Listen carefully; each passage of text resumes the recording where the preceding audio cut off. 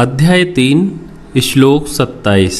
संपूर्ण कर्म प्रकृति के गुणों द्वारा किए जाते हैं। अहंकार से मोहित हुआ पुरुष मैं करता हूँ ऐसा मान लेता है। भगवान श्री कृष्ण निरंतर इस बात पर बल देते हैं कि अनासक्त अथवा निष्काम कर्म ही आदर्श है। यह कहना सरल परंतु करना कठिन होता है।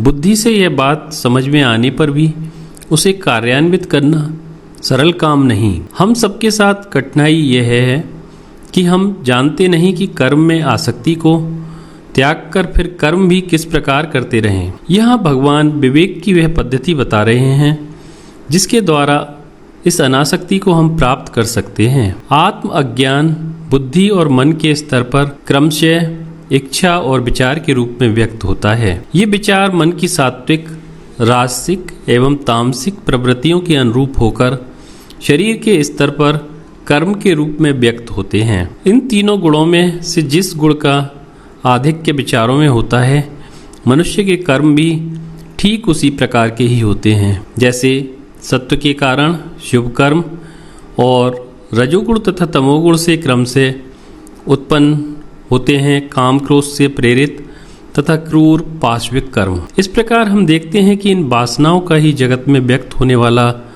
स्थूल रूप कर्म कहलाता है। जहाँ मन है वहाँ कर्म भी है। कर्म मन से ही उत्पन्न होते हैं और मन से ही शक्ति प्राप्त कर मन की सहायता से ही किए जाते हैं। परंतु मन के साथ अविद्या जनित मिथ्या तादात्म्य के कारण मनुष्य स्वयं को ही कर्ता मानता है। कर्तव्य की भावना होने पर फल की चिंता व्याकुलता एवं आसक्ति होना स्वाभाविक ही है। स्वप्न में अपने ही संस्कारों से एक जगत उत्पन्न करके मनुष्य उसके साथ तादात्म्य स्थापित करता है। उसे ही स्वप्न दृष्टा कहते हैं। स्वप्न के दुख स्वप्न दृष्टा के लिए होते हैं और किसी के लिए नहीं। स्वप्न जगत के साथ तादात्म्य को त्यागने पर दृष्टा के सब दुख समाप्त हो जाते हैं। इसी प्रकार वासना इच्छा कर्म अथवा फल स्वयं किसी भी प्रकार की आसक्ति को जन्म नहीं देते, किंतु जब हमारा तादात्म्य मन के साथ हो जाता है तो कर्तृत्व और आसक्ति दोनों की ही उत्पत्ति होती है। जिस क्षण इस विवेक का उदय होता है आसक्ति का अस्तित्व वहाँ नहीं रह पाता। जीवन शांति में हो जाता है।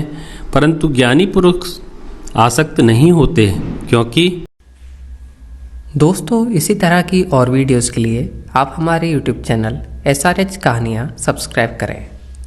वीडियो देखने के लिए बहुत बहुत धन्यवाद।